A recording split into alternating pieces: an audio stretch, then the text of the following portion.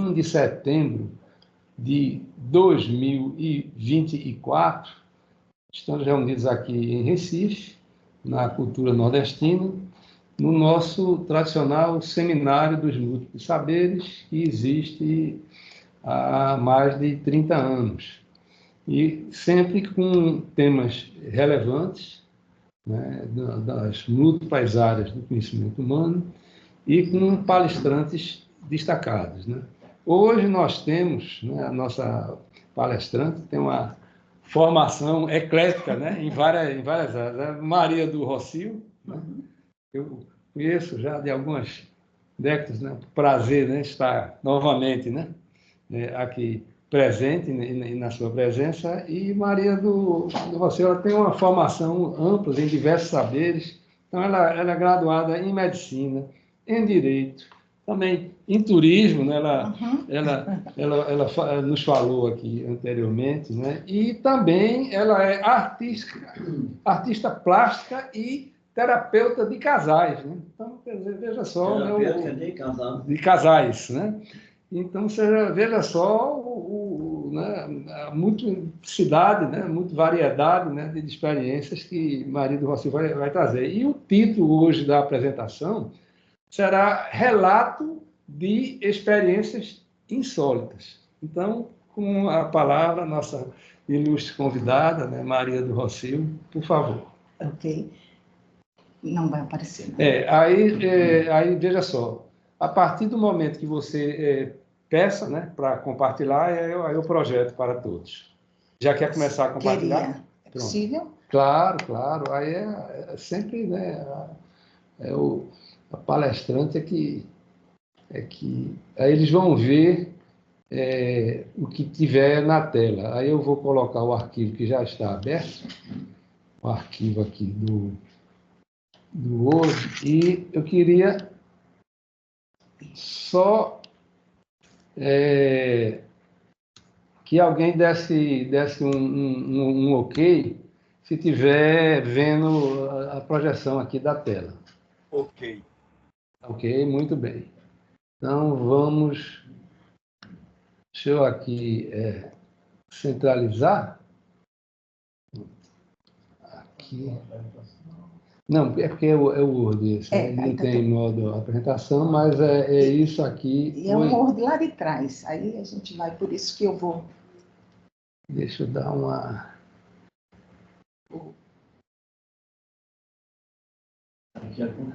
Pronto.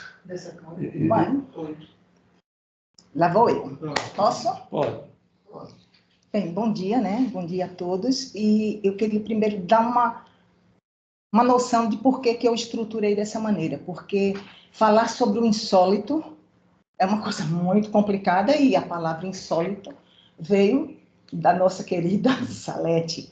E ela me provocou, né? Insólito, experiências insólitas. Como é que eu apresento uma coisa de extrema subjetividade que é o insólito em mim? E aí eu tentei organizar de uma forma que essa subjetividade se tornasse, de alguma maneira, passível de ser entendido por vocês, né? Aí eu comecei pegando um texto que eu tenho muita coisa escrita desde 2012, que eu venho olhando para mim de uma maneira mais profunda, digamos assim, e isso fez com que eu escrevesse muito. Então eu selecionei algo que é bem recente, e a partir daí eu estou contando uma história. Por que a expressão caminhada do orvalho? Porque meu nome é Rocio, e Rocio é uma palavra que significa orvalho. Eu tentei, em um determinado momento, tirar o nome das pessoas e apresentar com uma outra forma. A palavra que eu escolhi para ser a Maria do Rocio, foi orvalho, né? E é literalmente uma caminhada. Só que o que é que eu estou podendo exprimir hoje a partir dessa caminhada? Vamos lá? Então, eu começo contando para vocês, pode deixar, porque eu trouxe, está tudo por escrito. Se vocês quiserem, acompanhem a leitura comigo. Eu achei mais fácil trazer textos escritos por mim. Ok? Perfeito. As datas em que cada texto foi escrito vai variar muito. as datas que eventualmente aparecem aí é o momento em que eu escrevi, não necessariamente o momento em que as coisas aconteceram. Que eles estão vendo. Ok. Pode botar o texto, para poderem acompanhar comigo, né? Isso. É só... Até me liberar aqui um pouquinho. Eu vou começar, tá certo? De um determinado momento, depois de muita coisa acontecida comigo, eu chego para o meu filho e, conversando com ele sobre a minha decisão de me separar do pai dele, ele me disse: mamãe, você está tão estranha, afastada de todo mundo. Por que você não vai fazer uma terapia? É interessante você ouvir o seu filho dizer que você precisa fazer uma terapia. E aí, nesse momento, começou a minha viagem. Os preparativos, estes, já tinham se iniciado anteriormente. A viagem em si, agora. Para onde? Para as alturas, Machu Picchu. E aí eu lhe disse: filho, estou decidida a me separar do seu pai. O que você decidir eu aceito, não vou tomar partido. Mas, mãe, você está tão esquisita, afastada de todo mundo. Por que não vai fazer uma terapia?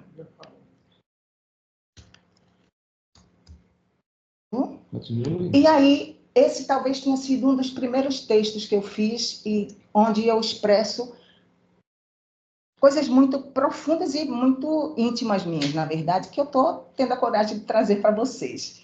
Eu nasci, mas não sei onde nasci. Ali eu nasci, mas ali eu não pertenço. Falta algo, mas não sei o quê. Apenas falta algo. Não recebo algo que preciso, mas não sei o que é. Não recebo algo que desejo, mas não sei como alcançar. Mas existe, eu sei que existe. Aí então começa a busca. Não recebo algo que me preencha, mas sou preenchida pela dor, pela angústia, pelo sofrer, pelo não entender o porquê. Se não vem do outro, a busca se dá em você. E você começa a olhar para você, mais para dentro, mais um pouco. Um pouquinho mais, vai. Você consegue. Você vai encontrar dentro de você mesma. E então você se fortalece. Você é aquela pessoa que se conhece. Você é aquela pessoa que nutre a si mesma. Você é aquela pessoa que se basta. Que não precisa de ninguém. Que sobrevive sem depender de ninguém. Você é uma pessoa só. Que idade você tem? Todas. Desde o início do início. Essa luta só você conhece. Dizer para quê? Falar para quem? Não adianta. Você não é ouvida, você não é vista. Você agora não é você. Você é apenas o reflexo e o resultado dessa busca. O que você é e encontra em si não é a mesma coisa que os outros encontram em você. E agora? Como viver com isso? Como viver assim? Você agora não é mais você. Você é dor. Apenas dor. Nada mais que dor. E precisa sobreviver. E precisa continuar. Então você se agarra na única salvação que você enxerga à sua frente, você mesma. Mas lembre-se, ninguém vê você, ninguém ouve você. Só o que enxergam em você é o reflexo de sua dor. E isso eu vivi esse momento em 2012. Portanto, já decorridos 14 anos desse período. Então, em seguida, em um determinado momento, onde as dores vão se seguindo, eu tenho a impressão que dor é algo que todos nós compartilhamos, eu falo sobre a dor, uma dor que chegou em um limite máximo, digamos assim. E eu fui para Inhotim, e ali estava eu, a floresta vermelha, a floresta de sangue, a floresta destruída, a floresta não verde, a floresta vermelha. Ao entrar, impacto. Ao olhar para a floresta vermelha, estranheza. Segui, torneira de sangue. Sangue de quem? Segui em Inhotim, fragmentos de anjos, fragmentos com anjos. Segui em Inhotim, o estranho encoberto, o estranho descoberto. Segui em Inhotim, através de uma floresta de sangue, levada pelas mãos de um anjo fragmentado, ao encontro de minha velha. E ela era linda. E ela era linda 2 vezes. E como eu, procurava por seu neto. E por 2 vezes me avisou. E eu não ouvi, não conseguia entender que, como ela, me perderia numa floresta de sangue e dor. E dentro dela, choraria como criança. Que, sem entender a sua dor, procura por sua neta que lhe foi tirada sem entender o porquê. Segui por Inhotim, para como aquele povo devastado pela dor, ser guiada por um anjo, para tentar aplacar uma dor que vem em jatos, fortes como uma barreira rompida que segue destruindo tudo, para soterrar uma dor que não consegue se acalmar. Segui por Inhotim, segui por Brumadinho, seguir por florestas vermelhas. Segui por Inhotim, mas onde está minha neta? Segui por Inhotim, e onde estou eu? Segui por Inhotim. Minha neta, não sei onde está, mas eu sei que estou soterrada em algum lugar sob a lama tóxica de Brumadinho. E aí, diante de uma situação como essa, quando você sente isso de uma forma tão forte, começa a pensar. Ou você se obriga a pensar sobre o que está acontecendo com você, como é que as coisas chegaram a isso, e tive que entrar em contato com a questão da violência, que é uma coisa hoje tão comum de se falar. Então eu digo que eu tenho uma história para contar, e ela fala de violência. Talvez uma das mais sutis formas de violência. A violência do silêncio. Nasci e agora sei onde nasci. Nasci numa família onde éramos 5 filhos e de pais que buscaram, por todas suas vidas, fazerem o que acreditavam ser certo. E o fizeram, e eram bons. E nos criaram de forma a sermos gente. E não qualquer gente, mas o sal da terra. Exemplos recebemos do significado de ser bom, de ser generoso, de se ser certo. Recebi dos meus pais, principalmente de papai, o sentido da espiritualidade, e dela nunca me afastei. E éramos uma família modelo, com os amigos de minha irmã mais velha, buscando nos meus pais, ao convidá-los para padrinhos de seus casamentos, a inspiração para que o mesmo se desse com o deles. E é uma família muito legal, uma família muito boa, uma família tida como família perfeita. E aí gera em mim o sentido do que é que eu quis dizer quando eu digo a violência do silêncio. E aí vem que tenho pensado muito sobre a violência de uns tempos para cá. A violência contra a mulher, contra o negro, contra a criança. A violência... mas já está bom. É que está escutando, né? Opa! Tem alguém com o microfone aberto. Peço para fechar. A violência contra, e é isso. Não importa quem se direciona. Não importa a forma que assume a sua expressão. Violência é violência. Sem precisar ser adjetivada, sem poder ser dividida, sem poder ser maquiada, sem poder ser escondida, sem poder ser quantificada. Violência é, pura e simplesmente, violência. Hoje, olho para mim e me vejo tendo usado da violência por meio das minhas palavras.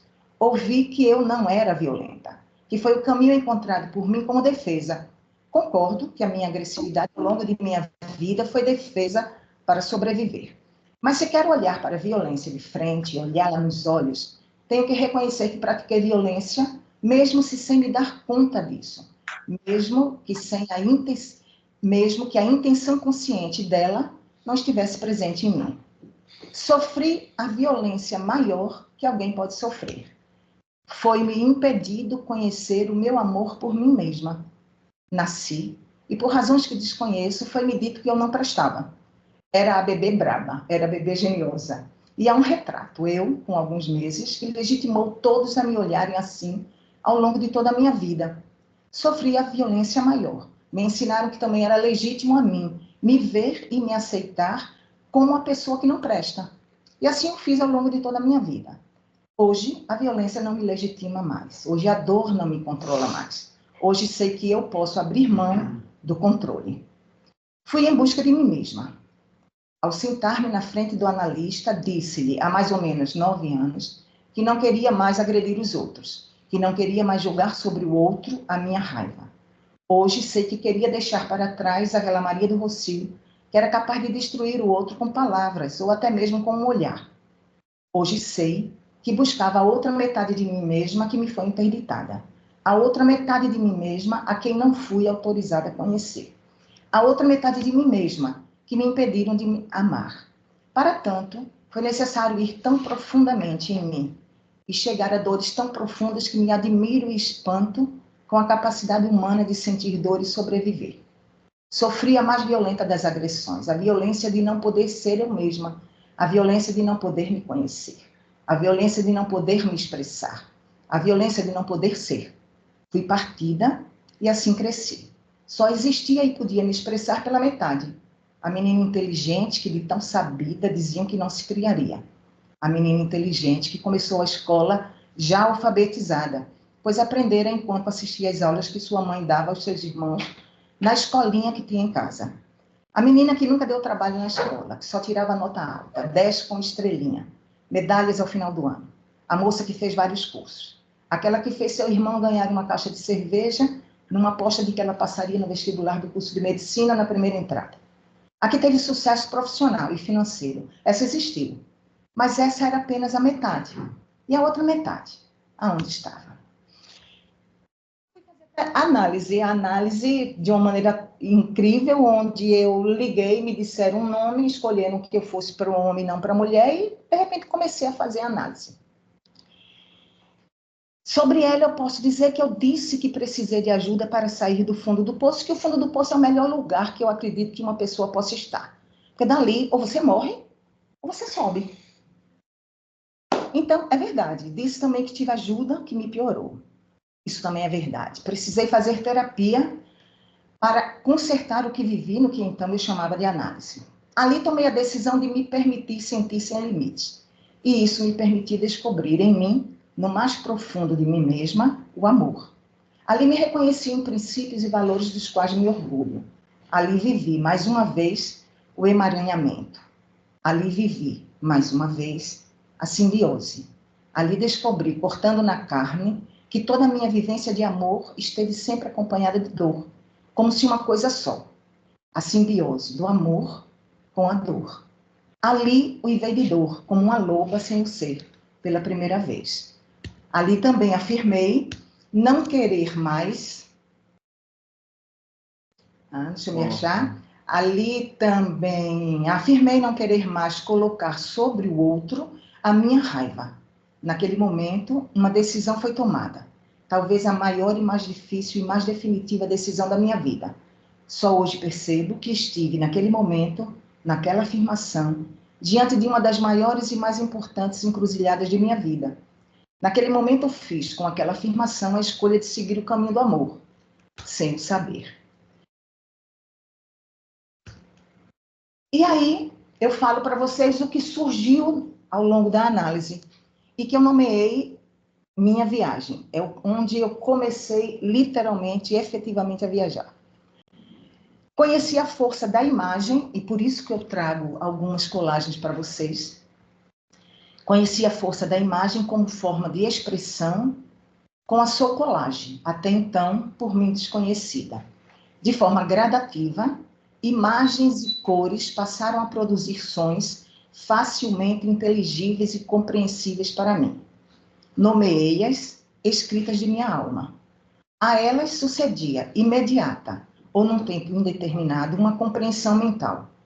A necessidade de transcrever a escrita da alma veio como consequência natural e assim, sem que eu percebesse, foram sendo por mim elaborados ao longo dos anos e de forma aleatória retalhos compostos de imagens, cores e palavras. Aqui trago as falas expressas por palavras liberadas num fluxo célere e constante, como as águas de um rio que seguem firmes em seu leito invisível em busca de seu destino. Estas falas foram por mim nomeadas escritas da minha mente. Trago, juntamente com elas, imagens que nomeei escritas da minha alma.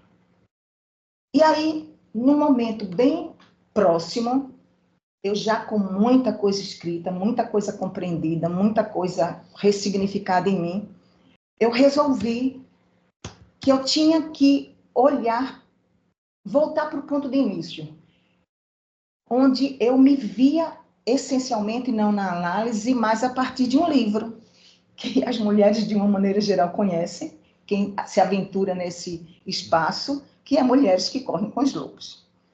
Então, eu escrevi e meio que relato nesse texto o que eu vivi. Por isso que eu escolhi trazer eles e vou enxertar algumas das minhas histórias insólitas.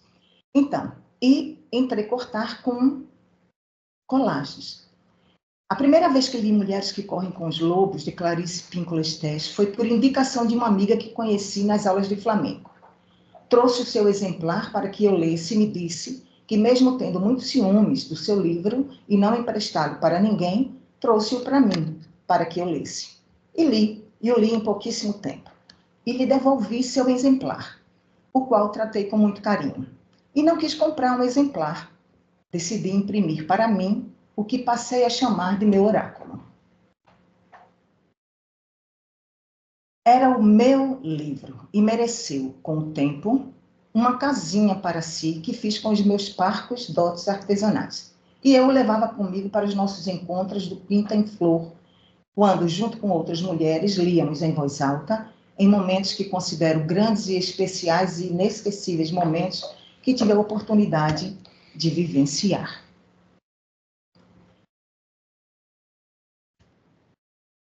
E nele, eu escrevia meus pensamentos, sentada na cozinha de minha casa. E nele, eu registrava sonhos, sentada na praia, com os meus pés tocando a areia. E nele, eu exprimia sentimentos e emoções, no jardim da minha casa, que nomeei de meu recanto. Na época, eu fazia análise, analista freudiano, e ele me deu espaço para que eu pudesse libertar a minha essência, expressa de forma não ortodoxa, hoje bem compreendida por mim. Assim, nos primeiros anos do que eu chamava de análise, sentia a segurança e confiança necessárias para o caminhar de uma jornada tão pesada, até o momento em que, não mais me sentindo seguro e confiante, simplesmente parti.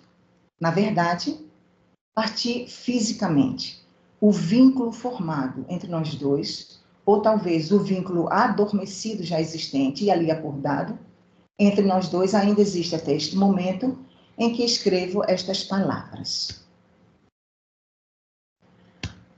A leitura do livro, inicialmente, provocou em mim um despejo incontrolável de lágrimas. Lia sem literalmente conseguir parar de chorar, enquanto repetia para mim mesma que ali estava eu. Isso se deu até próximo da metade do livro. O mais a seguir foi mais calmo, já desde a primeira vez. E hoje, já passado tanto tempo, consigo enxergar que na primeira parte estava presente o que veio antes. E na segunda parte, o que se encontrava presente era o que viria depois.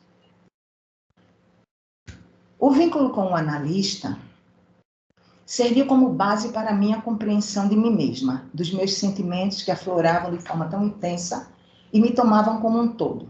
E eu dizia a mim mesma, talvez também tenha lhe dito, que a minha análise, o meu vínculo com ele, era mera vivência experimental, a ser compreendida por mim a partir da leitura de Mulheres que Correm com os Lobos, pois era nas palavras ali contidas que eu encontrava verdadeira e indiscutivelmente a compreensão de mim mesma. Ouvir meu analista se referir de forma irônica ao livro que eu considerava meu oráculo, como aquele em que a bruxinha entrava na floresta, me machucou profundamente, mas não teve a força suficiente e necessária para que eu parasse os meus encontros com ele. Naquele momento, o desconhecimento de mim mesma, a minha disfuncionalidade na forma de me vincular, a minha extrema necessidade de suprir a minha carência no desejo de ser amada, o meu terror diante do encontro do amor existente em mim mesma, ali despertado, fizeram-me continuar.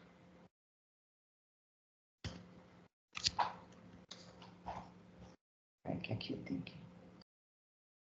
E aí eu dou uma parada e abro um parênteses nesses textos para dizer uma das coisas insólitas, estranhas, esquisitas que aconteceram comigo. Eu estava no início da análise. Eu dei um nome de o estranho a este ser que me habita. Fui ao Morro da Conceição. Pretendia ir numa sexta. Pedir por meu filho as voltas com sua empresa. Saí de casa, peguei a vela e resolvi levá-la. Era quinta-feira, dia de análise. Ao sair de lá, veio a necessidade de não ir amanhã, devia ir hoje. E fui.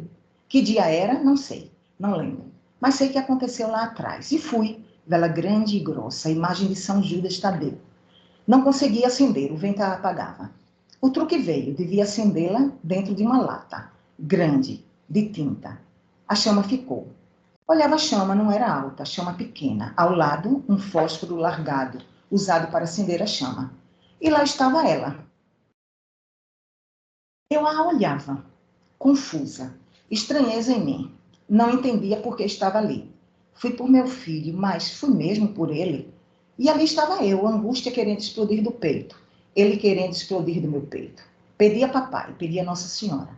Era para eu continuar a análise ou parar? Uma fumaça branca, fina, começou a subir. Fina na base. Se espalhava mais acima. Dançava, bruxuleante. Me assustei. Amei, não tinha como não olhar. Não conseguia parar de olhar. A chama continuava, era pequena. Eram duas, porque o fósforo também queimava. Passado um tempo, apagou. Primeiro o fósforo, depois a chama do pavio. Mas havia outra, no interior, por trás da vela acesa, como numa caverna. Descobri ao olhar por trás da vela. Por curiosidade, mera curiosidade. Apenas tive vontade de olhar atrás. Simplesmente me permiti fazer o que sentia que devia fazer. Olhei atrás. Susto, surpresa. Na base da vela, por trás, uma caverna. Uma chama. Uma chama que até hoje não se apagou. Mas as chamas de cima, do exterior, se apagaram. A do pavio, a do fósforo. E entendi, amor. Vindo não sei de onde, mas fadado a existir apenas no interior. Triste é como me senti. Não tinha como não entender que a resposta me tinha sido dada. Amor profundo que não se apaga, que para se ver é necessário se olhar dentro e por trás, mas que só existiria no interior. Pasma, continuei olhando. Triste. Papai e Nossa Senhora falaram comigo. Amor que não era para existir do lado de fora. Tristeza, decepção. Era o que tinha de ser. Continuou a olhar. A chama interna não apagava e eu esperava. A vela já tinha diminuído muito em seu tamanho. E eu olhava, eu apenas olhava, triste, muito triste. Susto, surpresa, susto, medo, susto, esperança, susto, desejos. De repente, do nada, sem aviso, as chamas externas voltam, de vez. E de repente ambas. E ficam dançando na minha frente. Agora as três chamas brilham. Continuo a olhar assustada, confusa, talvez seja a palavra que melhor me descreve naquele momento. Voltou. Era como se o amor na vida exterior tivesse voltado. Nos dois. Mas eram chamas pequenas, quase não tinha mais vela. E eram três as chamas. Se mantinham acesas. De repente, novo susto, ainda maior. A lata explode em chamas. A lata explode em fogo. Quente, forte, tomando toda a lata. Fico olhando perplexa. Espero em pé, um pouco afastado pelo calor, esperando que o fogo apague, mas não apaga. Segue queimando.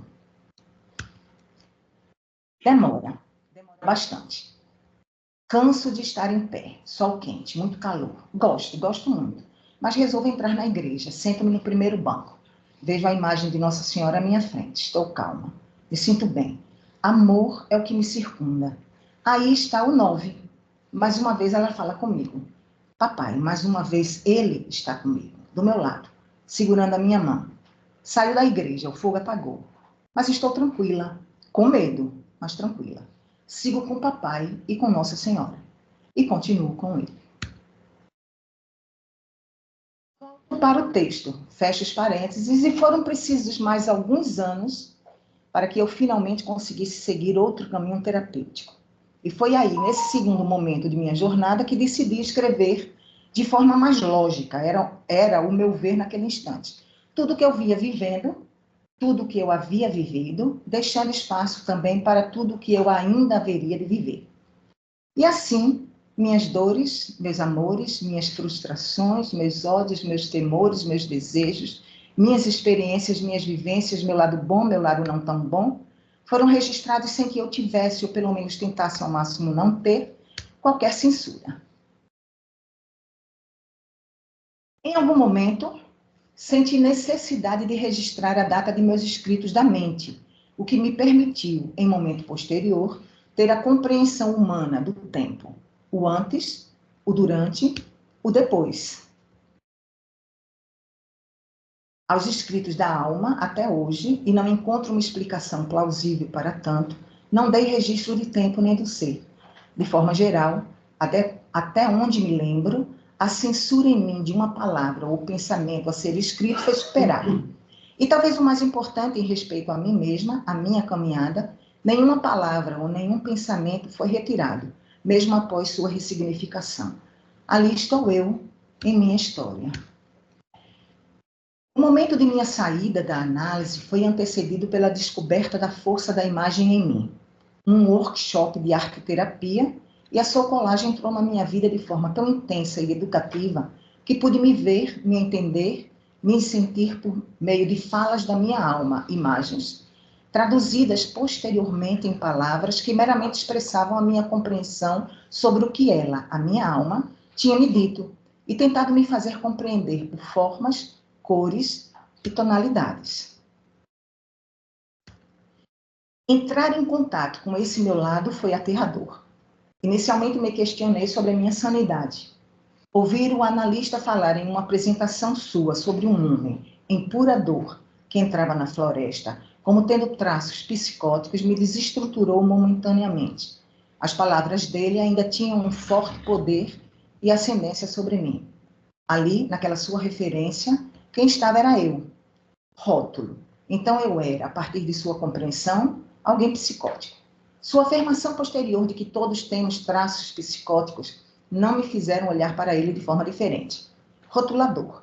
Um profissional incapaz de empatia.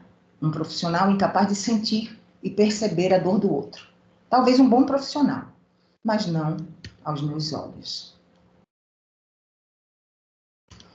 Ouvi da minha segunda terapeuta, com quem aprendi que posso ter vínculos saudáveis, que existem pessoas altamente sensíveis, PAS. Com elas me identifiquei. Será que era isso que significava ter traços psicóticos? Você sentir, perceber, ver, identificar, contactar energias que a maioria das pessoas não conseguem? Delírios, fantasias, por incrível que pareça, me levaram, sem que eu, em momento algum, rompesse com a realidade, ao contato, hoje bem compreendido por mim, com o inconsciente coletivo, me permitindo me conhecer, me acalmar, aliviar a dor e talvez principalmente a me aceitar e gostar de mim mesma. A leitura de Jung me abriu horizontes, me permitiu entrar em contato com um mundo que me foi proibido conhecer desde pequena e me fez aceitar e me ver como alguém, e me fez me aceitar e me ver como alguém de quem eu podia gostar. Mas, reconheço, não foi a sua leitura que me fez ter a primeira sensação de que eu podia ser e gostar do que eu via em mim. Uma das minhas vivências, assustadoras à época, a qual nomeei Minha Ponte, me fez buscar a sua compreensão e, para tanto, me foi orientada a leitura de um livro chamado Autocultura à Luz do Ocultismo. Que susto! Como seguir esse caminho? Mas segui, e não me arrependo. Nessa leitura específica, encontrei o significado da ponte, Antacarana. Faço mais uma vez um parênteses para contar a minha história insólita. A ponte. Foi uma das primeiras que aconteceram comigo. Foi no Flamengo que a conheci. Mulher curiosa, se dizia conhecedora da espiritualidade humana. Sua filha nasceu em 9 de 1999. Segundo ela, foram precisos 2 anos recebendo sua visita para convencê-la de que ela deveria nascer. Parto cesáreo. Disse-lhe que era falsificada, que a verdadeira era eu que nasci em 19 de 9 de 1959, parto normal. Eu brincava, ela não gostou, eu brincava. Mas será mesmo que brincava? Me convidou para um workshop, fui. Ali já me senti estranha, um sapotizeiro. Tínhamos que dizer nosso nome, e a seguir dizer, e eu sou a natureza. Me incomodei com isso. Estava incompleto, estava pela metade. Insisti, e eu dizia, meu nome é Maria do Rocio, e eu sou na natureza. E a natureza sou eu. Agora sim, agora estava certo. No final de semana, me convidou para uma viagem, para o aniversário de uma amiga sua. Fui.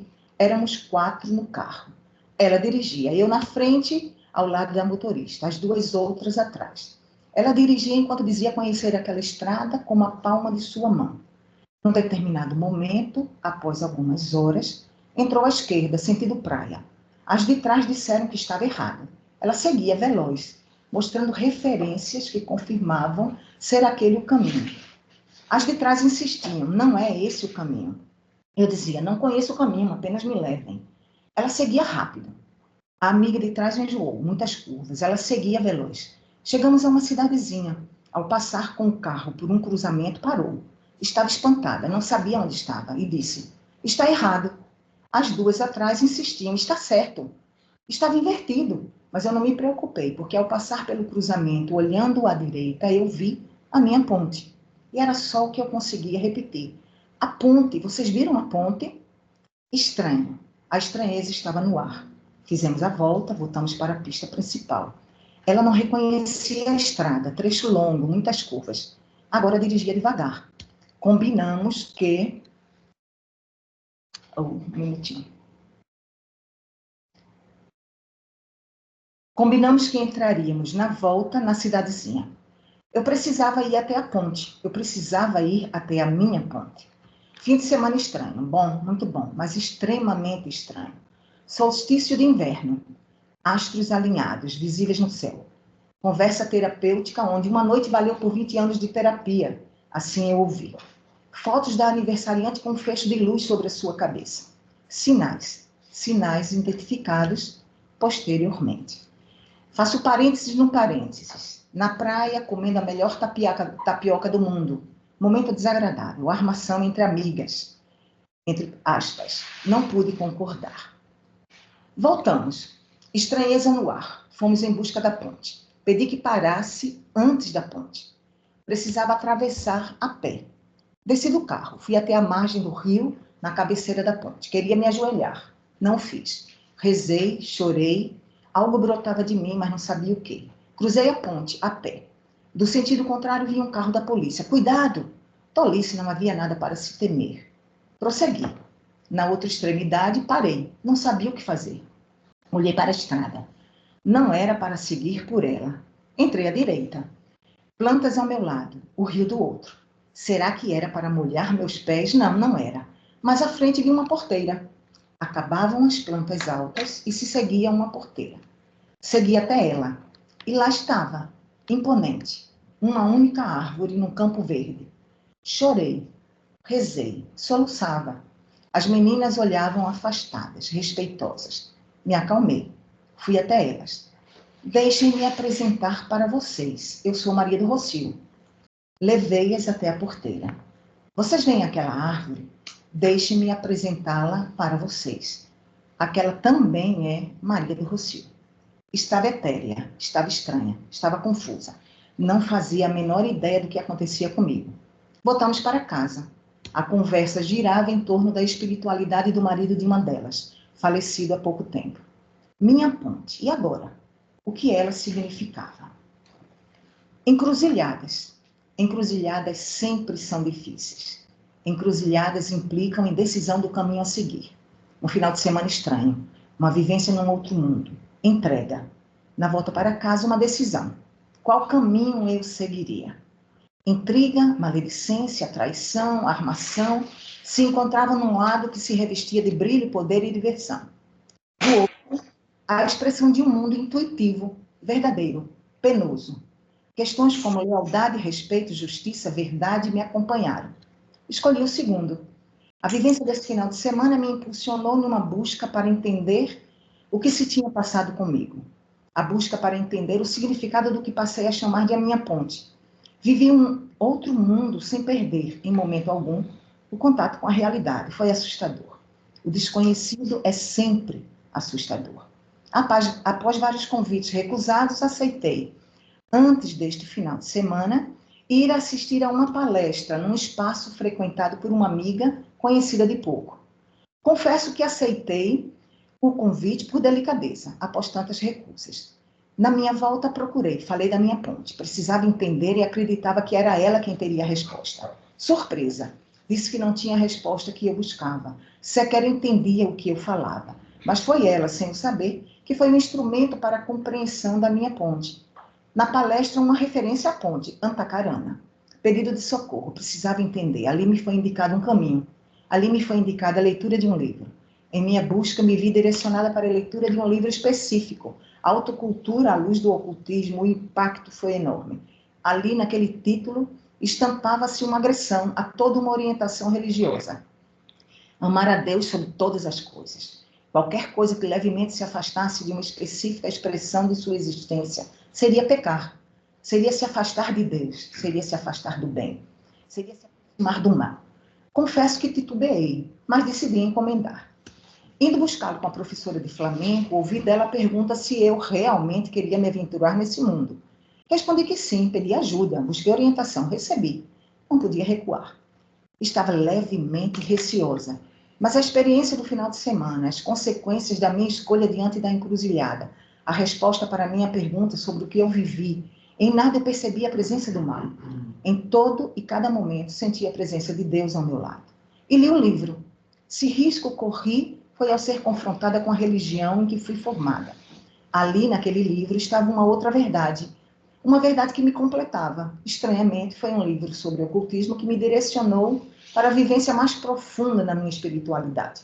Algo conhecido como abominável, falava do bem, falava de amor, falava de compreensão, falava de evolução espiritual, falava da compreensão do outro, falava da compreensão de mim mesma. Da sua leitura, compreendi o significado da encruzilhada, o peso que era estar diante de uma encruzilhada. Decisão. Da encruzilhada, houve uma decisão. Neste momento, compreendo que foi o livro que me fez ver da forma mais clara o significado do livre-arbítrio, o significado da escolha entre o bem e o mal.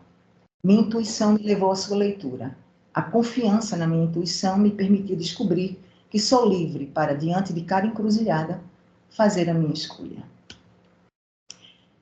Parênteses, volto para a leitura anterior. Nessa leitura conheci, por outro viés, o significado do bem, do amor, da evolução espiritual. A partir dessa leitura, toda a minha espiritualidade passou a ser vivenciada de forma completamente diferente de tudo que eu tinha aprendido até então. Na verdade, passei a ver a espiritualidade, aprendi a reconhecer a espiritualidade no outro, principalmente a partir de meu pai e posteriormente a sua morte de minha mãe, com outros olhos, olhos que não mais se dirigiam para uma questão de religiosidade, de igreja, de batidas no peito em rituais seculares, mas que me levaram para o meu encontro com a trilogia Inca, com a completude em mim mesma do ser três. E aí abro mais outro parênteses e falo sobre a trilogia Inca. Recebo o convite de uma amiga de infância, vai para o Peru. Vai com a filha. Quer ir também? Fui ao Peru pela primeira vez, éramos 4. Uma prima sua juntou-se a nós na aventura.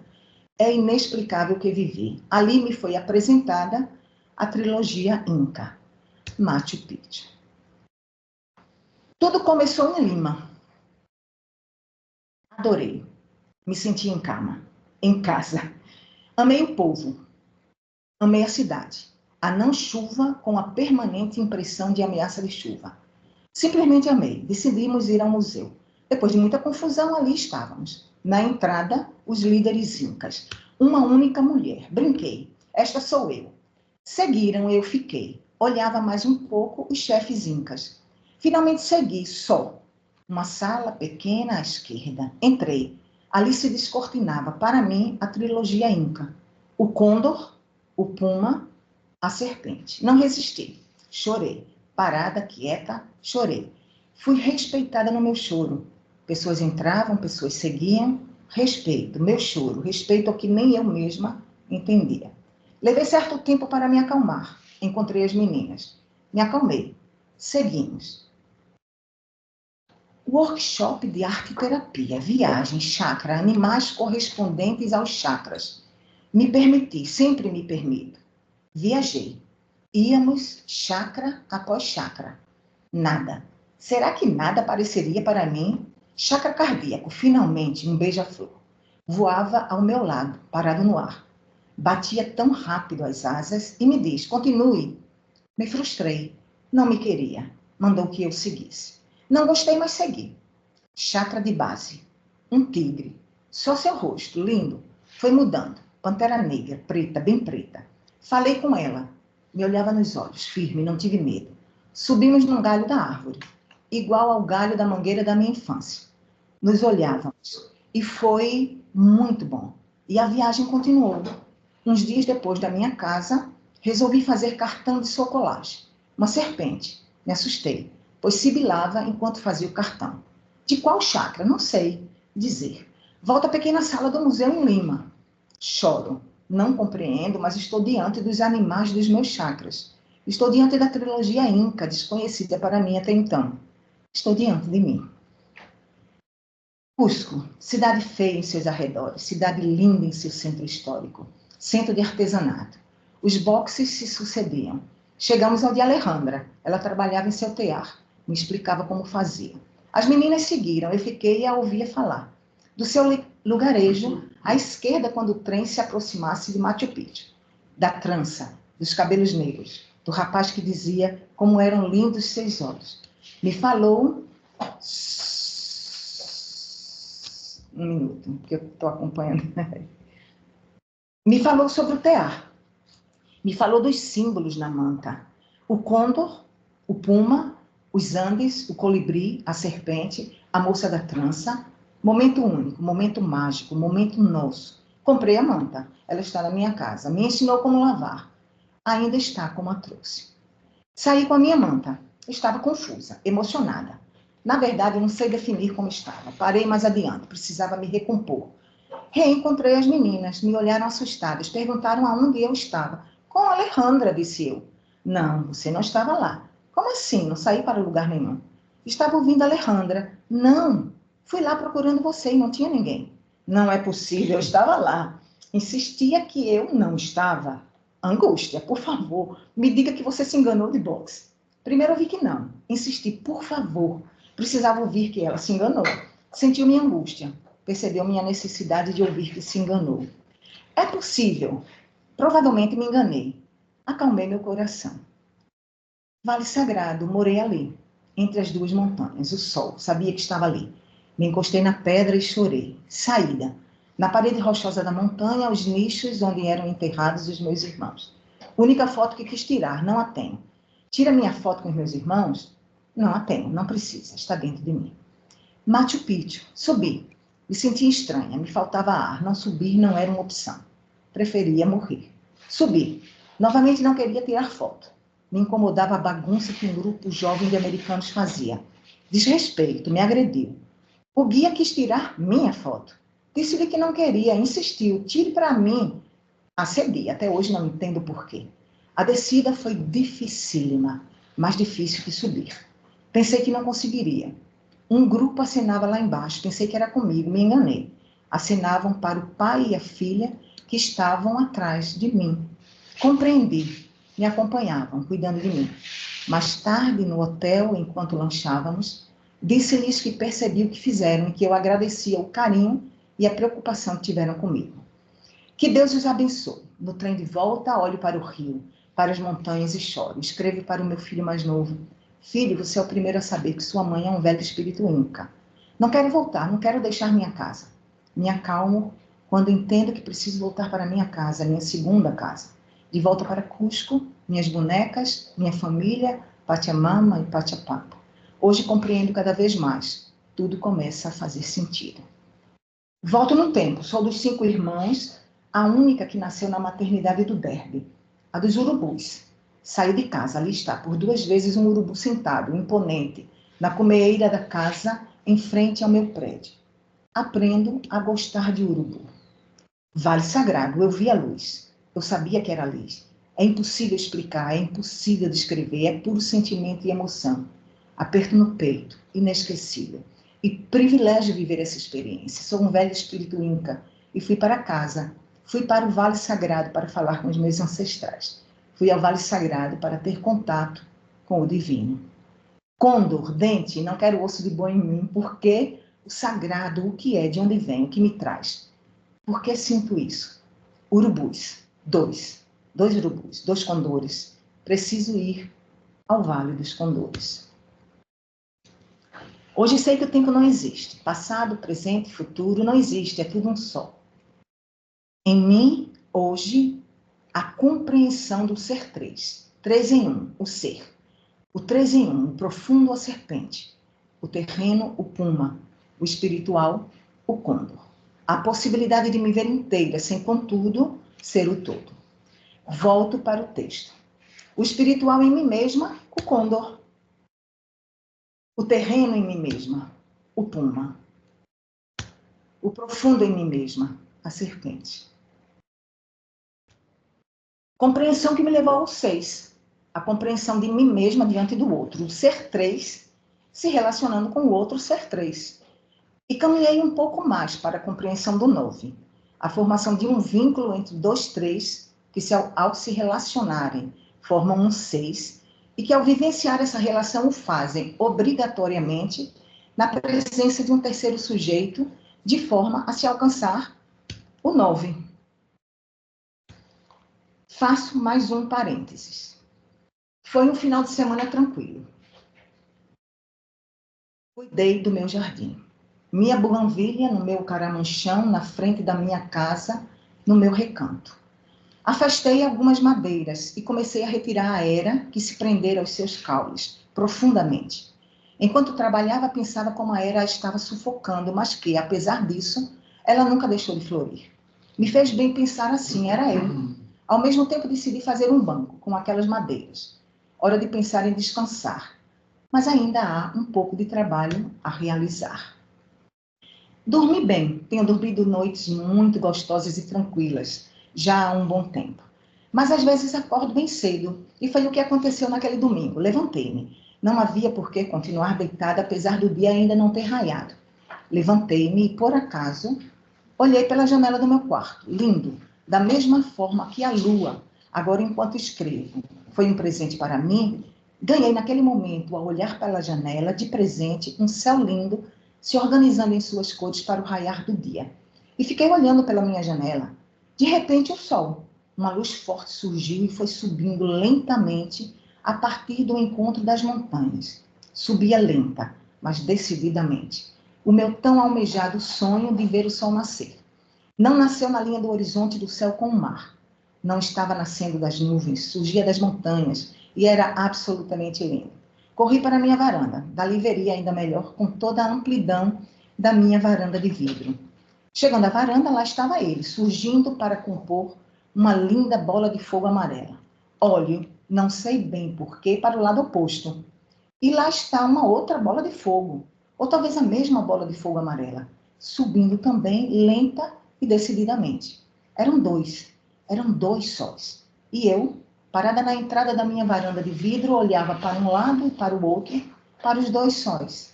Eram dois e nasciam em sua plenitude para mim, nos dois mundos. À esquerda, o sol que não me permitia fixar a vista nele.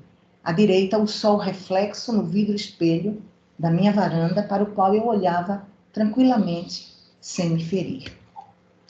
Já raiado o dia, os sóis aparecendo, ambos em seu total esplendor, olho em frente e me dou conta do meu Deus, o Deus Sol.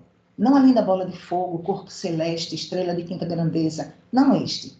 O Deus Sol, por ser luz que aquece, alimenta, ilumina, acolhe a todos os seres animados e inanimados aqui existentes.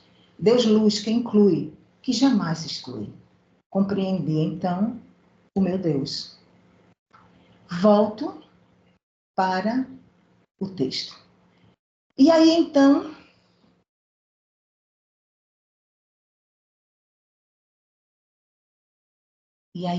conheci a proteção, que sem que eu me desse conta, me acompanhou, acompanha e tenho a certeza, me acompanhará para sempre. Novo parênteses. Decidi que lhe traria de presente uma pedra. Estava indo para Buenos Aires. Fizemos a travessia do Plata para o Uruguai.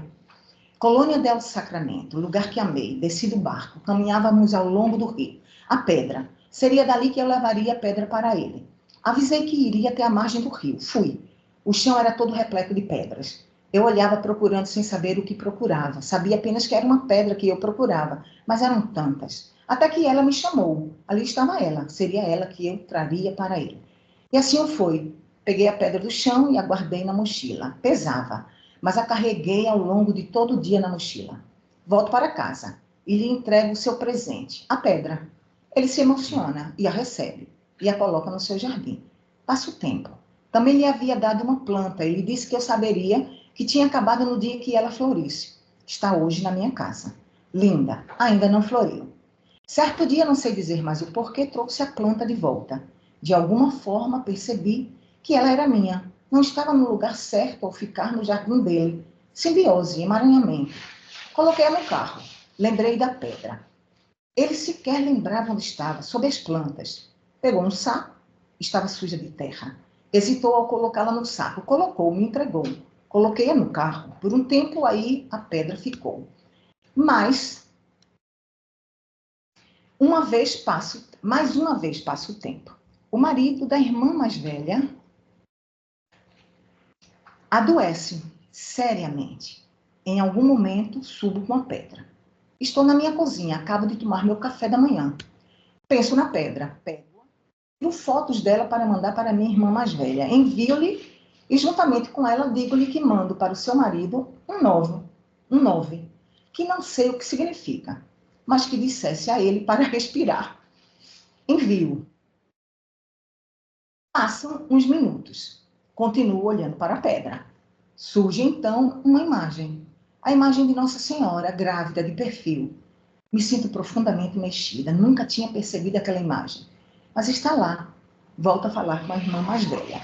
Aviso-lhe da imagem. Não sei o que penso, não sei o que sinto. Só o que sei é que trouxe das margens do Rio do Plata, no lado do Uruguai, de Colônia del Sacramento, uma pedra que carrega em si a mensagem de Nossa Senhora. Passam os dias, durmo e ao acordar, só o que me vem é a ideia de que devo levar a pedra para a mamãe ver. Ela entende, ela a toca, ela a beija. Pergunto-lhe então se devo deixar com ela ou levá-la para a minha casa. Ela me indica que devo levá-la comigo. Hoje está na minha casa, no meu santuário, ao lado de Quanim, da minha Índia chilena, de outra Nossa Senhora, da minha loba, de Nossa Senhora do Rocio, das minhas pedras, das minhas plantas, das minhas bonecas, sobre o manto que trouxe de Cusco, feito por Alejandra. E espero que ela também esteja me dando a proteção, porque está muito difícil aguentar a dor. Volto para o texto. E aí, então, caminhei mais um pouco, e nesse prosseguir de minha caminhada, conheci o meu Deus. Eu precisava entender o vínculo, um vínculo tão forte que a imagem encontrada por mim quando da minha busca do significado da minha ponte, Ampacarana, correspondia de forma quase idêntica à escultura feita por ele e mantida na sala de terapia. Nele reside o valor maior, um vínculo a 3. Um vínculo onde reside um terceiro elemento, o 9. E aí vem a compreensão do 9. 3 vezes 3, o eu, o outro, o divino. Todo relacionamento, o 6. 3 com 3. Só podendo existir na sua completude com a presença do terceiro 3. Para mim, o divino. O triângulo perfeito. Que caminhos caminhei? Por quais estradas precisei caminhar para a compreensão? De quantas coisas, de quantas verdades precisei me afastar para me conhecer?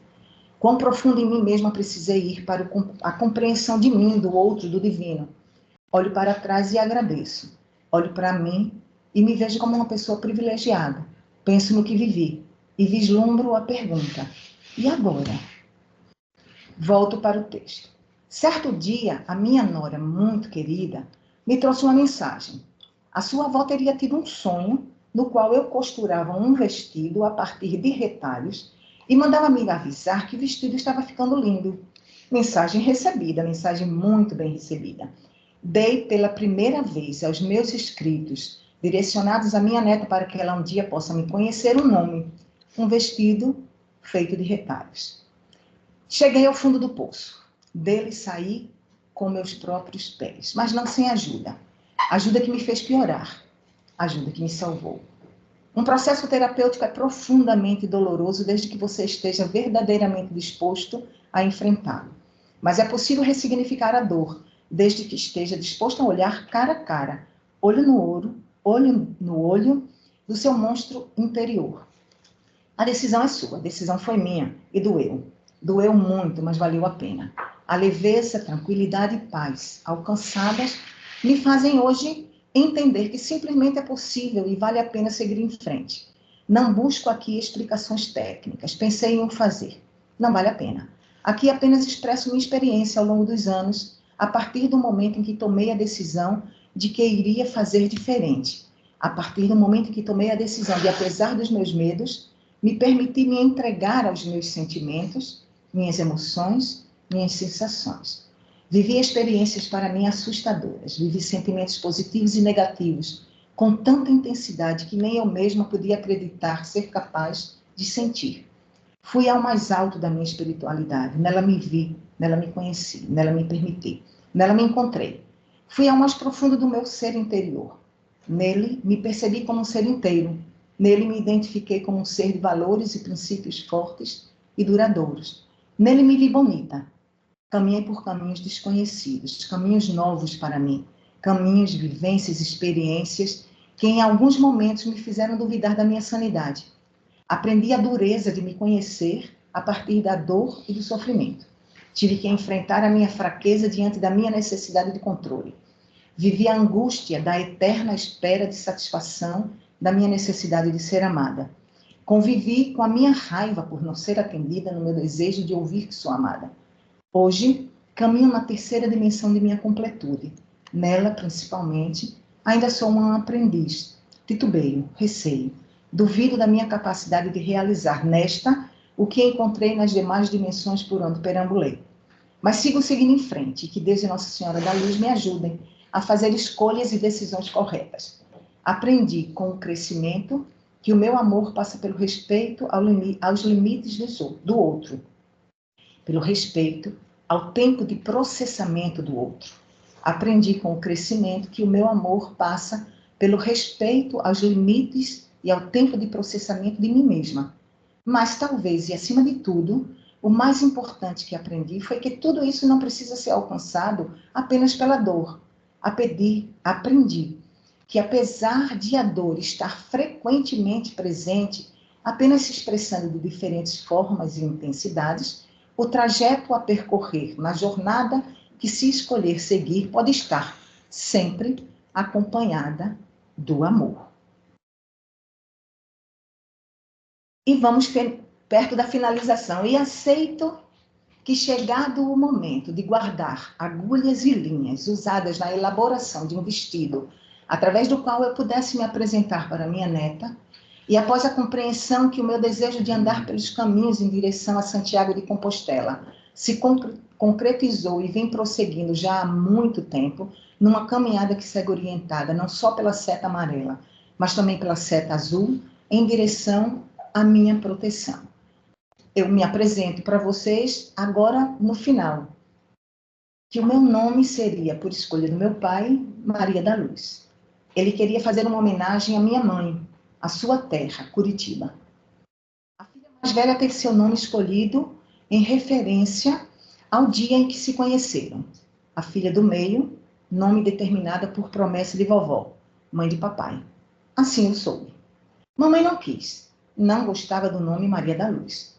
Mas o nome pelos dois escolhido ainda seria uma homenagem à terra de mamãe, o Paraná, Maria do Rocio. Assim eu sou. Anos mais tarde, trago uma pedra de presente para a pessoa que me fez entrar em contato com o amor maior que existe dentro de mim. Trago-a das margens do Rio del Plata, no Uruguai, e tempos após descubro nela a imagem de Nossa Senhora, por mim nomeada Nossa Senhora da Luz. E assim é o destino. E assim é o que está escrito. E assim é o que tem que ser. A proteção. É óbvio que eu não posso finalizar nisso. Isso é uma parte que finaliza em mim, mas eu tenho que continuar. Então, por isso, inicio uma compilação, uma rearrumação, uma reorganização de escritos da mente e escritos da alma, a partir do meu ponto inicial, a partir de palavras setas, orientadores de um caminho, agora de expansão. Reinicio a minha caminhada a partir do meu oráculo. Mulheres que correm com os lobos. Muito obrigada pela atenção de todos. Eu vou... Eu fiquei esperando a história da velha. A velha não está. A velha está somente numa colagem. Vou parar aqui de compartilhar. Né? Então, vocês já estão nos vendo, quase todos ainda tem Salete que está fora, né? Iguaraci parcialmente, né? Aparece aí na câmera. Né? E para que a gente possa, né, fazer a parte dos comentários, né, das reflexões. É Maria da Salete, né? Não é Maria Aparecida, se fosse. Mas, assim, obrigado, assim, pela reflexão, né, da sua jornada, né? Foi uma amostra, um desnudamento, né? Uma descoberta, né, da sua pessoa, para você mesmo, né? Insólito. Aí uma observação Insólito. tão diferente de tudo que a gente já pesquisou no Instituto, né? De todo relato de paranormais, a gente nunca teve um relato desse, né? Com essa minúcia, né? Com essa forma. E como ela citou muito Jung, né, os aspectos assim, da sincronicidade, né, né, aquela história das buscas, né, daquela relação, né, aquela sincronicidade, você não tem aquela relação causa e efeito direto que a gente vê, é uma sincronicidade no mundo psíquico, né? Então, são de coisas que acontecem, né, que a gente procura e acha em determinadas maneiras, como você acabou achando a sua ponte, a pedra foi uma coisa assim, realmente, você não percebeu, né, que tinha, né, ali a Nossa Senhora, né, ali na pedra. E Walter levantou aqui a mão, né, e para fazer aqui os comentários dele, por favor. A fundamental questão é saber o que é uma pessoa normal. Eu. Hoje me acho normal. Antigamente não achava, não. O normal é o rotineiro, porque rotina é com máquina. A máquina é uma imitação do ser humano naquilo que é rotina. É por isso que não existe inteligência artificial, porque a máquina não sabe, não compreende o que faz. Então, a pessoa rotineira é a maioria. A criatividade seria uma interrupção na rotina. Então, há pessoas que são criativas e rotineiras, e outras que são apenas rotineiras. Então, as pessoas criativas podem ter experiências insólitas, aquelas que não são repetidas por outro ser humano. É por isso que nós postulamos o que é o normal. É claro que nós somos condicionados pela genética e pela cultura. E como a cultura varia, naturalmente essa programação que se agrega desde o nascimento até a morte, ela é diferente segundo a cultura onde se vive. Daí porque pergunta-se, se nós somos programados, tudo é determinado? Bom, na nossa programação, na genética, há também uma outra programação latente que chama-se livre-arbítrio. Então, livre-arbítrio. Então, você pode, né, exercer o seu livre-arbítrio no momento em que você compreende a cultura em que você vive. E se alguns aspectos da sua programação genética é conveniente ou não à cultura em que se vive. Desde que vocês tenham a Isso aí é muito importante, porque as pessoas desajustadas são aquelas que não se adaptaram à cultura. São aquelas perturbadas que, pela sua própria genética, que não pode conciliar com as normas e a estrutura da sociedade onde vive. Daí porque essas suas experiências são próprias, são muito importantes, são suas, mas você não pode emprestar a ninguém. Então, consequentemente, nós somos seres únicos. Não há, nós mesmos não somos iguais a nós mesmos no curso do tempo. Nós somos semelhantes ao que fomos. E seremos também semelhantes ao que seremos no futuro em relação ao presente.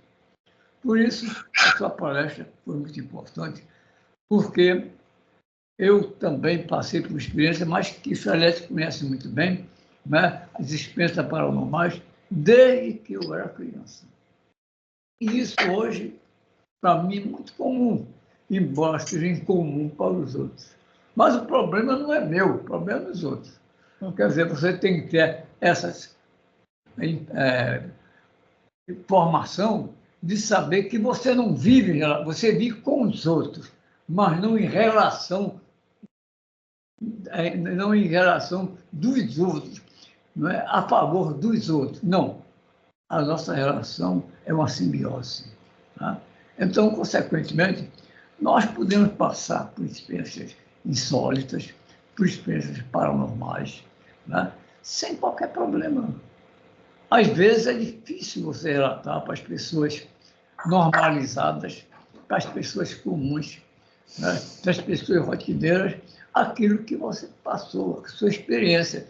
Elas vão pensar que você está malucona. Né? Então, tudo isso é importante. A gente só fala a quem pode entender. Porque conhecer uma coisa, compreender outra. Há pessoas que conhecem muito, têm uma boa memória, mas não compreendem aquilo que conhecem. Muito obrigado. Obrigado, Walter, pelos comentários. Tem uma, se você responder, tem alguns questionamentos em relação a que você explorasse um pouco mais essa questão da sincronicidade, né?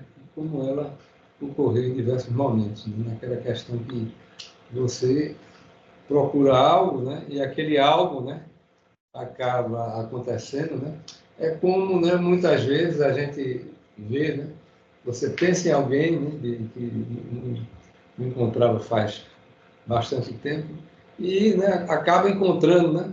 Por coincidência, né? Entre aspas, né? Aquela pessoa, né? Na rua ou de uma outra forma. Tem até experimentos assim controlados, né? Assim, mais sobre um viés científico que você consegue fazer. O Rupert Sheldrake, né? Que era um biólogo e parapsicólogo, né? Também, ele costumava fazer essas experiências usando telefone.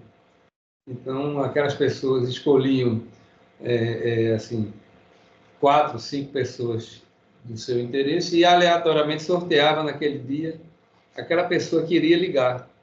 E para ver se estatisticamente, puxa, se era a pessoa A, B, C, D ou E. Então, para ver se existia, né, uma sincronicidade ou outro nome qualquer que seja, uma telepatia, qualquer outro nome que queira se dar, né, para aquilo ali acontecer, e ele obteve resultados assim muito significativos, né, assim, que ele publicou, né, de tudo, né, então, alguns experimentos, né, uma outra forma, né, de fazer mais controlada, né, e eu vi que, pelo seu relato, que algumas coisas aconteceram, né, essa sincronicidade. Eu queria seus comentários e estendesse um pouco mais sobre isso, né? Sobre essa questão da sincronicidade, o entendimento dela e da sua vida, né, também, que mostrou. Algumas coisas apareceram, né, surgiram, né, cruzaram, né, com você, né, nessa sua busca. Né? Assim, na verdade, eu não estava buscando nada. Isso é que é o mais curioso. Eu não buscava nada. Eu acho que me buscaram. É meio arrogante, né, dizer isso, mas é como eu vejo me buscar. Na verdade, eu cheguei num nível de me sentir mal e não me dar conta disso. É interessante que a maneira como eu sou apresentada, como vocês me apresentaram, foi como uma mulher com curso de medicina, com curso de direito, com curso de turismo. E eu ainda tenho outras coisas, se vocês quiserem, para dizer. Não, isso não é um problema. Então, é aquela pessoa que sempre preencheu a expectativa de uma sociedade, de uma mulher que fez sucesso. Então, por que eu me sentia mal? Por que eu cheguei no momento em que eu sentia tanto incômodo? Porque havia uma dor que me acompanhava. Onde é exatamente? Então, isso eu não me sentei e disse, eu tenho que buscar. Talvez sim, porque eu não sabia o que eu estava buscando, o que eu estava buscando. Eu fui para comecei uma análise por força de um pedido ao meu filho, uma sugestão do meu filho mais velho. Então, hoje eu tenho muito mais histórias que aconteceram comigo, eu tenho muita coisa escrita, tenho muita colagem, mas existia realmente uma metade de uma Rocio que não estava presente. Ela não podia existir, ela não podia aparecer. E era ela que estava pipocando e pedindo para sair, pedir para aparecer, pedir para... O final, quando eu digo que eu descobri com a pedra, é que eu trouxe essa pedra por um amor à pessoa, o maior amor a uma pessoa. Eu, hoje, na verdade, ontem, eu dei conta que esse amor é por mim mesma. Pode parecer estranho, pode parecer uma coisa meio egoísta, meio narcisista. Mas, na verdade, é aquele amor que existe dentro de você e que você olha para si e se vê como uma pessoa completa e não pela metade. Para que eu fosse apresentada para essa outra metade, eu precisava viver isso. Eu vou para Jung, mas eu não vou para a sincronicidade, eu vou para o inconsciente coletivo. Eu vou por um outro viés, entende? Eu vou para o que eu vivenciei na ponte, aquilo ali, a explicação que eu encontrei, que está lá no livro, que me disseram, eu vivenciei um samadhi. Então, como é que eu podia acessar isso? Como é que eu podia me dar conta de que eu tinha dentro de mim essa capacidade de experiência, de vivência, se... Para mim, qualquer coisa que eu fizesse, além do que fosse rigorosamente aquilo que eu aprendi, que seria amar a Deus sobre todas as coisas, era proibido. Então, isso é uma coisa assim, terrível. E realmente, as minhas experiências, a forma como isso veio até mim foi assustador. Porque começou quando eu comecei a fazer análise. Eu me permiti. Aí é que está o grande segredo. Eu acho que foi quando eu abri as portas para essa outra metade de mim aparecer. E ela veio de uma maneira assustadora. Ela veio através da minha velha, que eu não trouxe para cá a minha velha. Eu pensei que você ia trazer, mas não. Eu não trouxe, como eu não trouxe a Itália, muita coisa porque não dava tempo. Né? Eu tentei ser mais concisa, mas a minha velha, ela me acompanha esse tempo todo. E hoje eu sei quem é a minha velha. E ela mora em mim, ela está em mim. A minha ancestralidade. Entende? Então, acontecia isso, acontecia aquilo, ao longo do tempo. E cada vez que eu vivenciava alguma coisa, era assustador. Hoje, eu olho para trás e vejo de uma forma sistêmica. Há uma coerência. Antes não havia. É um inconsciente coletivo. Acho que não passa muito pela questão de sincronicidade. Você chegou a estudar as constelações sistêmicas de Vesta-Hellinger? Não. Não, né? Não. Tem algo, todas essas coisas, no fim, né, acabam interligadas. Todas essas águas chegam no mar. Chegam no mar. O perfeito é estático. Tudo é mudança. Você olha uma pedra, a pedra não muda, não muda. No seu interior, os átomos estão em movimento. Então, como dizia Heráclito, tudo é movimento, tudo é mudança. Então, o que seria perfeito é aquilo que não muda. E nada é perfeito, porque tudo está em constante mudança. Mutação. Isso aí é que é a beleza da vida. E, na verdade, Jung tinha razão. O meu Deus é o todo. Não tem nenhum atributo humano. Deus não é bom, não é mau, não pune, não é misericordioso. Não é bom nem mal, porque o bem e o mal é uma relação entre os seres humanos. Os animais não conhecem o bem e o mal. O animal mata o outro para comer, não está nem aí. Não tem remorso. Agora, os seres humanos, por causa da cultura, é que entendem que algo é bom, algo é mau. Olha, o que é certo? É a monogamia ou a poligamia? Depende da cultura. Então, tudo isso varia. E é muito importante a gente estar consciente disso. O meu Deus é o todo, onisciente, onipresente. Né? E eu brinco com os católicos que dizem que quando se Deus é onipresente, ele está no inferno. Ele está assistindo os diabos se divertirem. Qual é a punição dos demônios? Vocês fazem exatamente o que gostam. Então, depois, quando Deus criou os anjos, né, ele, por ser onisciente, sabia que ia ser traído pelos anjos, porque Deus criou. Então, esse Deus, realmente, com atributos humanos, não é o meu Deus. Nós estamos no todo. Nós fazemos a parte do todo. Vá com Deus, não, eu estou nele. Eu sou nele. Eu sou um aspecto particular de Deus. Cada um percebe o todo segundo o seu modo de ser. E por isso você vê a realidade segundo a sua percepção. E vê o subjetivo segundo a sua intuição. Estou vendo que Luiz Carlos aqui, ele levantou a mão. Por favor, Luiz. Bom dia, obrigado a vocês e obrigado a Maria. Está tendo um retorno aí.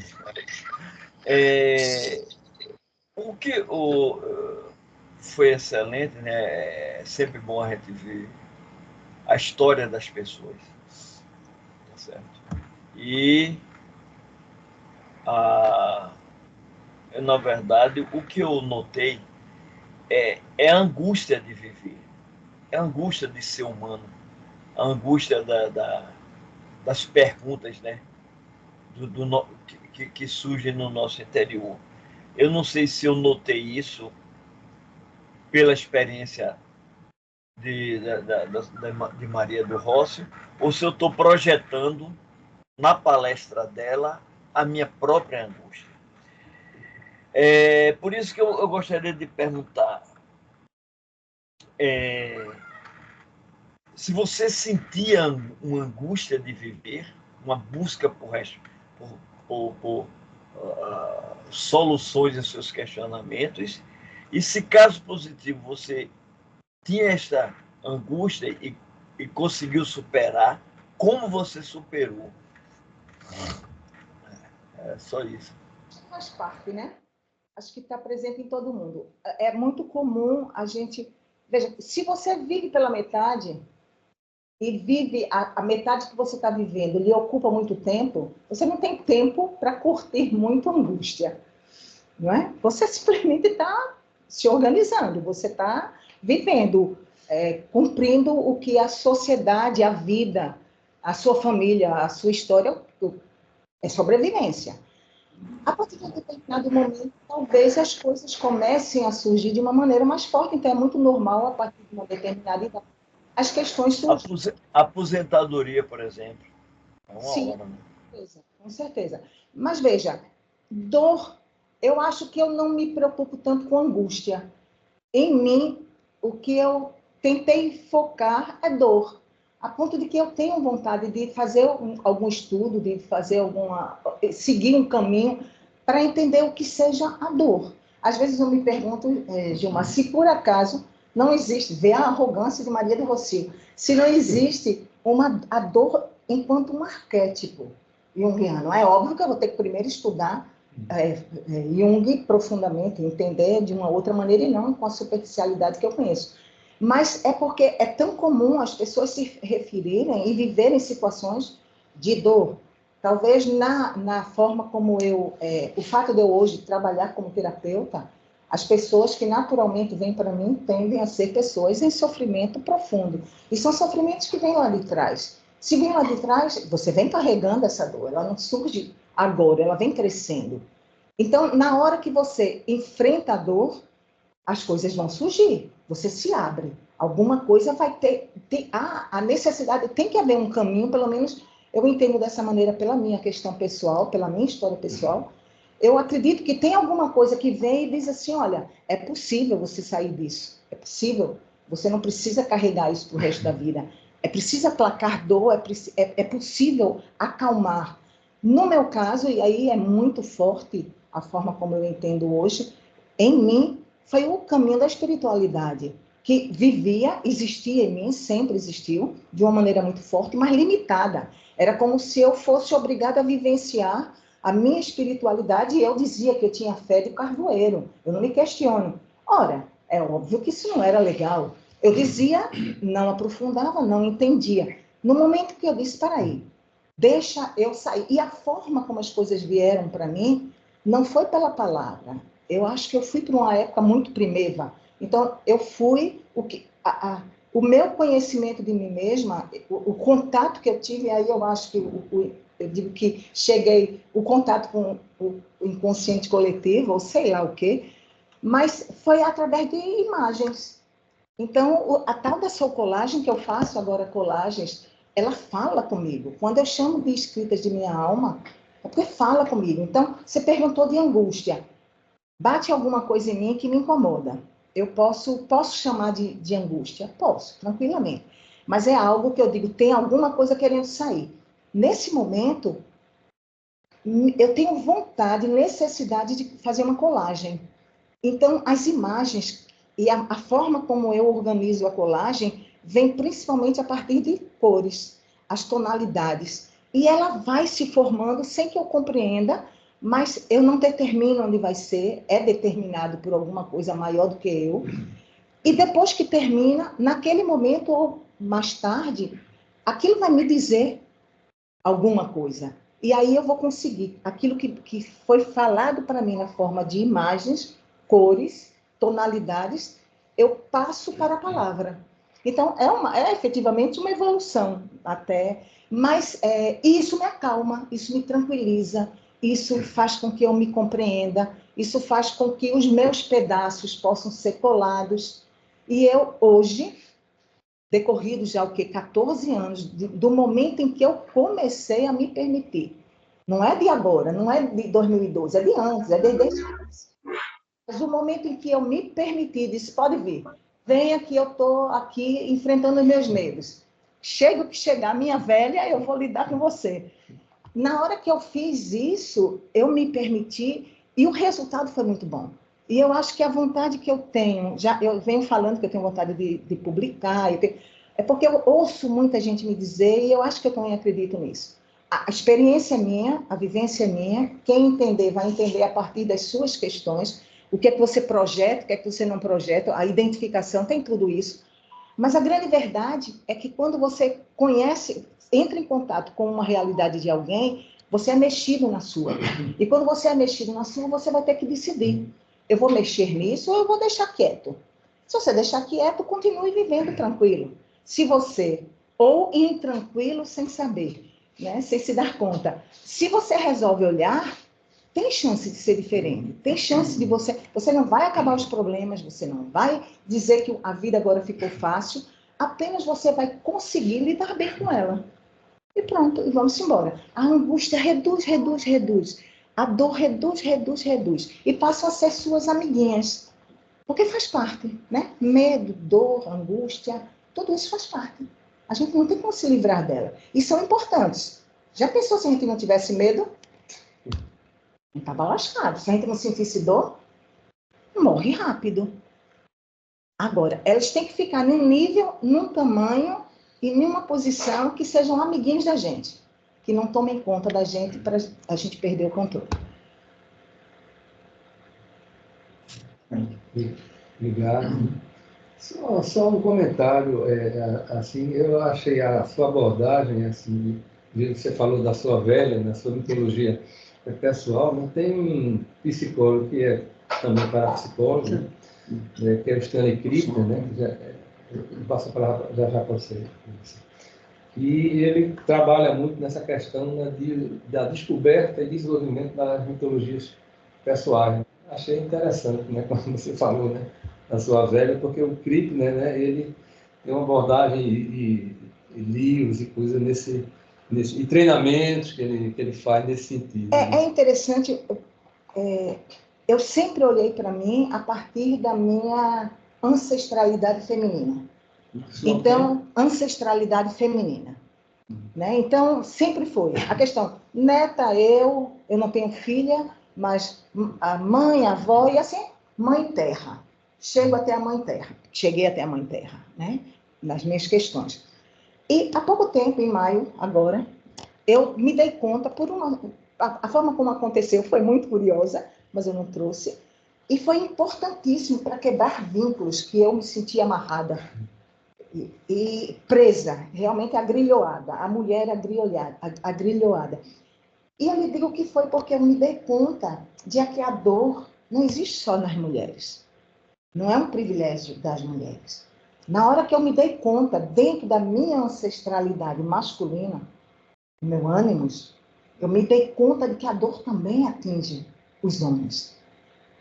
E isso, por incrível que pareça, foi muito libertador para mim, porque na compreensão da dor, pelo viés da minha ancestralidade feminina, eu precisei aprender que eu não posso carregar a dor do outro. Eu carrego a minha dor, eu não posso carregar a dor do outro. Eu posso caminhar do lado de quem tem dor, mas eu não posso carregar a dor do outro para mim.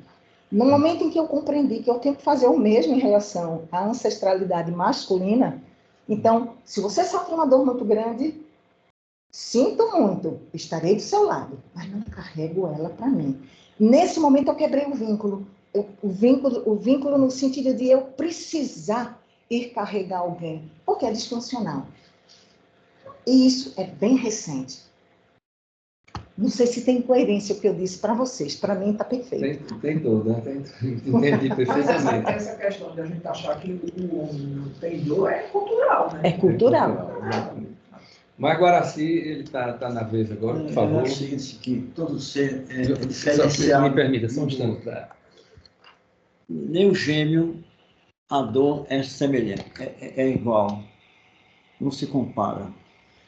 Portanto, há uma complexidade muito grande, pelo menos em mim,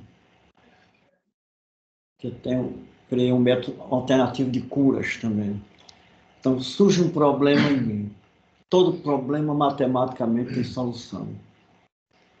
Só que eu não vislumbro. Se eu tomar a decisão de imediato, eu quebro a cara, perco o tempo, adoeço, fico nervoso e volto para estaca zero. Calma. Tem até um livro chamado Arte da Prudência sobre isso. Classifique primeiro o problema. É de pequeno porte, médio porte, e quanto maior a grandeza do problema, maior a prudência. Nunca se precipite. Agora eu uno a ciência, que é mutante, à espiritualidade. E peço a Deus. Daqui a pouco vem. Daqui um dia ou 2 dias vem a solução. Então eu não me desespero. Mas cada ser humano é complexíssimo. A senhora mesmo que foi casada, né? Toda a situação, não falou do esposo, só falou no começo do esposo. Né? É Mas eu não significante essa altura do tenho. tempo. Então, veja. Mas então, veja, eu tenho coisas escritas absolutamente a respeito disso. Mas todas essas problemáticas que a senhora sentiu e sofreu, a senhora foi pesquisando, foi vislumbrando, foi lutando para chegar a uma compreensão sua, né? De equilíbrio, de amor, de compreensão, de fraternidade. E se todo ser deve agir dessa forma. Não entendi. Obrigado, Guaraci, pelos comentários. E só anunciando, no próximo, como todos os sábados, né, estamos falando de espiritualidade, né? E a palestra do próximo sábado vai ser uma espiritualidade, né, baseada na ciência, né, que vai ser de Aurélio Molina, né? Que também é médico, né, que vai fazer essa palestra do próximo sábado. Então, meus amigos, né, se não tiver mais perguntas, né, a gente agradece aí a todos, né, mais uma vez pela presença, né, e, né, a gente costuma sempre, né, perceber, né, que as nossas manhãs, né, a gente, né, com o aprendizado que recebe, a gente acaba saindo maior do que quando chegamos. Então, muito obrigado a todos, né, e até o próximo sábado. Até mais. Será que estão me ouvindo? Obrigado. Até mais. Camilo? Estamos. É porque a gente não consegue ver a sua imagem. Tem uma tela preta. Mas, pois não, Camilo, pode falar. Olha, não sei se vai dar tempo. Dá, pode dizer, não tem problema. Tá bom. Bem, ao falar dessas questões, vou começar aqui um paradigma falando de uma pessoa, sei o que ela é, falou um pouco da violência. Falhando. Camilo está falhando, Camilo. Camilo, está falhando o seu microfone. Está falhando aí? Porque você falou, depois parou um pouco, né? Tente falar novamente para ver se regularizou, por favor. Está ouvindo? Sim, sim, agora sim. Bom, vou falar dessas questões. Eu vou começar aqui pelo paradigma, pelo que foi dito no início. A questão da pessoa ser... também falou um pouco da violência. Outras questões muito importantes. Será que sou o que sou? Ou será o que os outros me veem? Será que todo mundo é o que é e ninguém é você?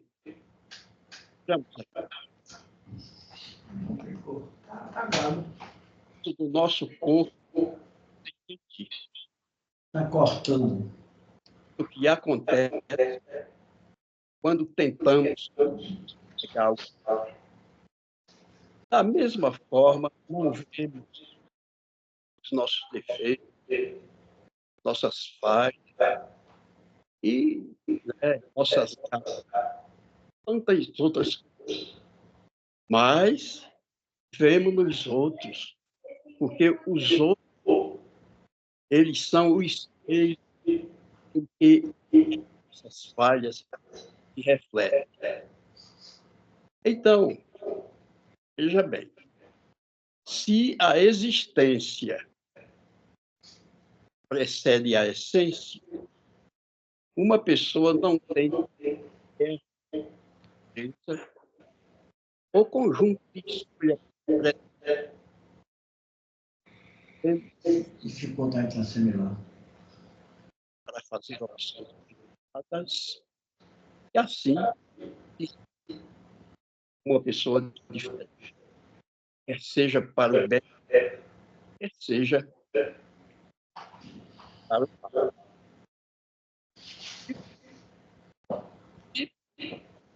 A essência precede a existência, então uma pessoa também não é.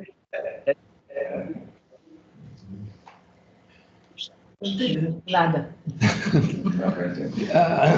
Camilo, tá com um problema na sua transmissão e a gente não está, ela está entrecortada e a gente não está conseguindo entender muito. A gente viu que pouca coisa aí, né? Tipo, a essência precede a existência, mas muito pouca coisa a gente está conseguindo assimilar, tá certo? Então vamos deixar para sábado, né? Vamos deixar para a próxima, então, porque infelizmente está cortando. Mas aí, sabe, agradeço a sua participação, Camilo, sempre importante e sempre perspicaz. E também, né, vamos encerrar, né, o nosso encontro, né, já, né, para poder, né, a gente, né, encerrar